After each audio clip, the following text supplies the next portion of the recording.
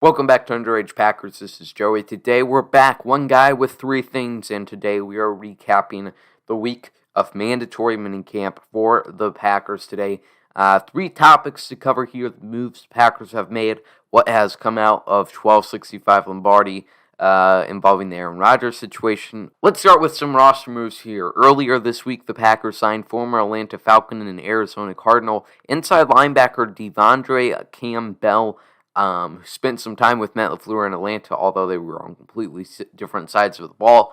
In his press conference earlier this week, Campbell said he had some conversations and was actually pretty close with quarterback coach Matt LaFleur over there in Atlanta on their Super Bowl run.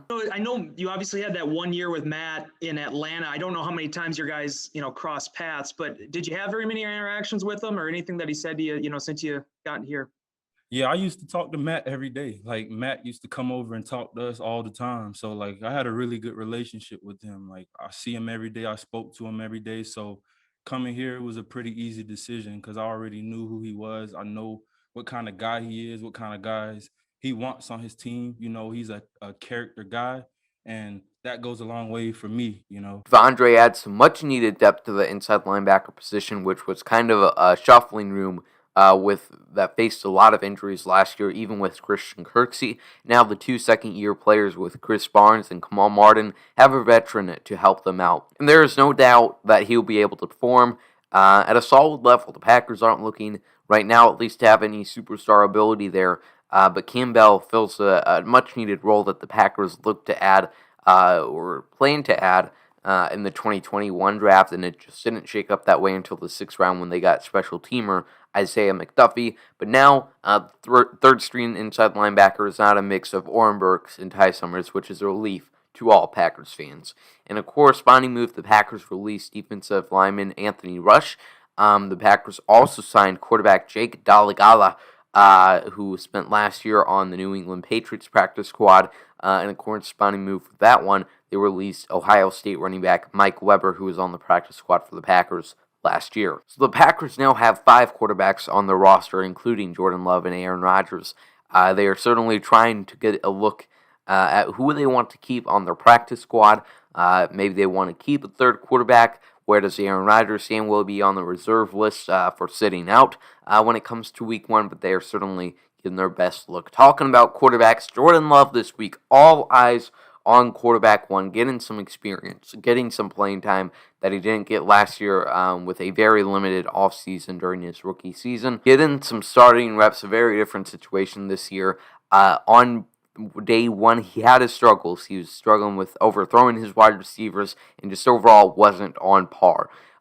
Day 2, though, was his best day of practice yet. He even said in his press conference that he said day 2 of minicamp was the best practice he felt he has had with the Packers so far.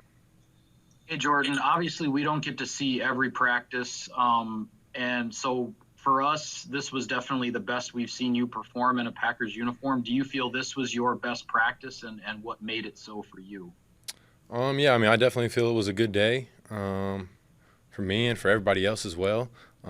Just bouncing back from yesterday's practice on offense, wasn't our best practice all around, and for me as well. And then, being able for us to come out here and just bounce back today, it was, it meant a lot for everybody, and just showed how much we were able to bounce back. But it was a good day, and just the goal for now is to keep stacking good days and be better tomorrow.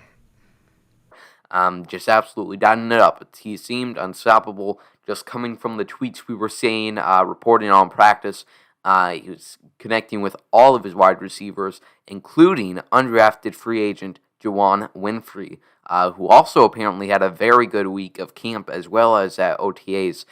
Getting some experience, especially at OTAs, without the Packers' top 5 starting wide receivers there. They came back this week, but that's what you got to do to make the roster, get your chance. Juwann Winfree impressing at camp. Finally, your latest update on the Aaron Rodgers situation that will never end. Obviously, he skipped mandatory minicamp this past week, held out. Mark Murphy had some interesting comments to say at an event at Lambeau Field yesterday. He called Rodgers a complicated fella. He went on to say that's how Ted Thompson would describe many players, and Aaron Rodgers fits that mold. So This is coming from Mark Murphy, who just the other day in his Murphy Takes 5 said, the less both sides say about this in public, the better.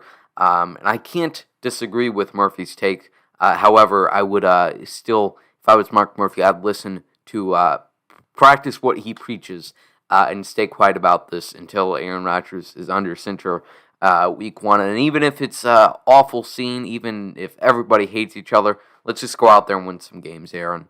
That's our thoughts right now. We probably won't have too much on Aaron Rodgers until either he finally says something or until training camp rolls around. But that's all I got for you today. Make sure to hit that like button, subscribe to this YouTube channel, follow us on all the social medias, and I will see you later. As always, go Pack Go.